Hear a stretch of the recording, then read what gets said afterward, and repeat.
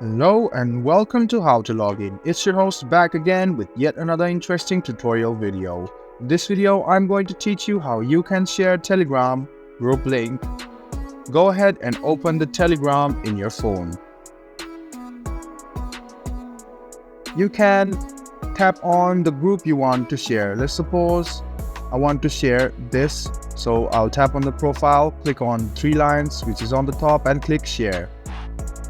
You can share this link with anyone, and if you want to share the QR code, tap on this and you can share the code with anyone. You can share it in multiple apps and others will be in this group as well. Let me show you again. Tap on the channel, tap on the profile of the channel, tap on the share button, and then you can copy the code and share the QR code as well. So this is how you share group link in Telegram. I hope this video was helpful for you. If you still have any kind of confusion, please do mention us on the comment section down below. Like the video, subscribe to our channel, and do hit the bell button for more. I hope to see you in the next video. Until then, goodbye, take care and enjoy.